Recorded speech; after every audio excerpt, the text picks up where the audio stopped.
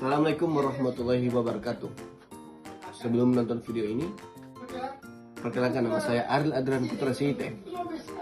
Saya mewakili kelompok 5 untuk melengkapi tugas mata kuliah yang diberikan oleh dosen pengampu kami, yaitu Muhammad Hidayatullah Hussein SH.MH.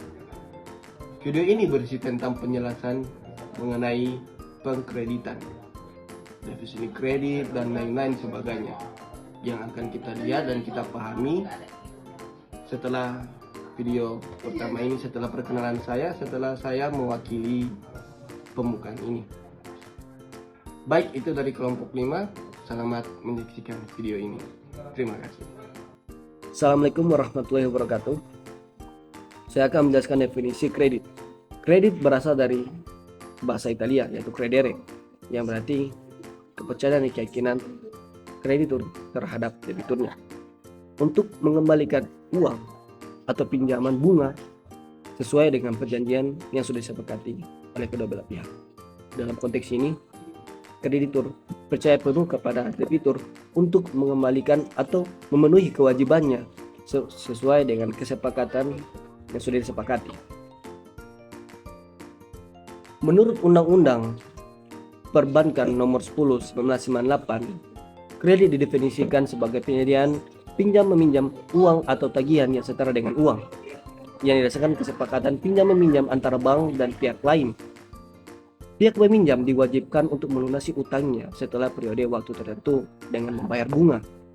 Menurut Jumaha, kredit adalah proses pertukaran atau transfer sesuatu yang memiliki nilai seperti uang, barang atau jasa dengan kepercayaan antara pihak terlibat serta kesepakatan tentang jangka pengembalian atau jangka waktu pengembalian.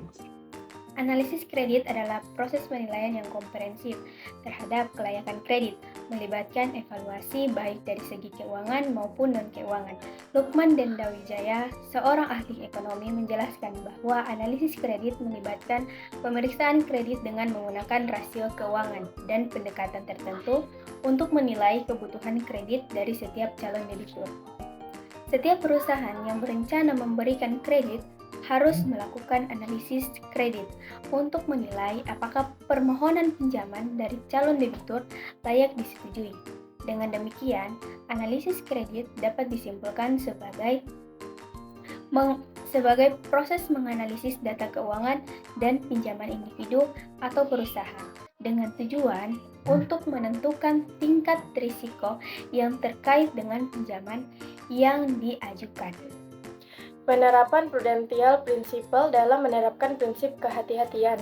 Prudential Principle seringkali tidak berjalan mulus seperti yang diharapkan karena ada berbagai kendala yang muncul. Hasil wawancara dengan seorang karyawan Bank Syariah Indonesia kantor cabang Mataram menunjukkan bahwa ada beberapa hambatan dalam menerapkan prinsip tersebut, baik dari faktor eksternal maupun internal. Salah satu kendalanya adalah kurangnya keterbukaan dari calon nasabah dalam memberikan data, serta adanya unsur ketidakjujuran dalam menjalankan usaha mereka. Perjanjian baku kredit yang dalam proses pemberian kredit yang dilakukan oleh PT BPR Lubuk Raya Mandiri Padang harus melalui proses pemberian kredit yang meliputi ketentuan dan syarat yang harus dilakukan sejak nasabah mengajukan permohonan kredit sampai tahap akhir. Karena itu ada beberapa tahap proses pemberian kredit yang dilakukan oleh PT BPR Lubuk Raya Mandiri kepada pihak calon debitur, yaitu yang pertama ada permohonan kredit dan yang kedua ada analisis kredit. Baik, saya akan melanjutkan pemaparan materi dari teman-teman saya, yaitu anggaran kredit bank. Nah, jadi anggaran dan jaminan pada dasarnya adalah istilah yang sering dipertukarkan. Secara sederhana, jaminan mengacu pada tanggungan yang diberikan atas pinjaman yang diterima. Dalam hukum perdata Indonesia, konsep jaminan dapat ditemukan dalam pasal 1131 Kitab Undang-Undang Hukum Perdata. dan penjelasan pasal 8 Undang-Undang Nomor 10 Tahun 1998 tentang perbankan. Namun kedua peraturan ini tidak memberikan definisi yang jelas tentang jaminan, melainkan menyatakan bahwa jaminan berkaitan erat dengan masalah utang piutang. Dengan demikian, jaminan dapat diartikan sebagai perjanjian antara kreditur dan debitur. Baiklah, materi yang terakhir yaitu penyelesaian kredit bermasalah. Yang pertama ada rescheduling atau penjadwalan ulang, yaitu bank melakukan penjadwalan kembali pembayaran kredit untuk debitur yang menunjukkan niat baik untuk membayar angsuran, pokok atau bunga sesuai jadwal yang telah disepakati sebelumnya. Yang kedua, ada pemulihan kondisi, yaitu bank berupaya menyelamatkan kredit dengan mengubah sebagian atau seluruh perjanjian yang telah dibuat dengan nasabah. Dan yang ketiga, ada restrukturisasi. Bank melakukan restrukturisasi kredit bermasalah dengan mengubah struktur pembiayaan yang mendasari pemberian kredit. Tujuannya adalah untuk membantu debitur dalam mengatasi kesulitan keuangan. Yang keempat, ada penyitaan jaminan, yaitu bank melakukan penyitaan agunan yang diberikan oleh debitur sebagai syarat untuk mendapatkan pinjaman kredit.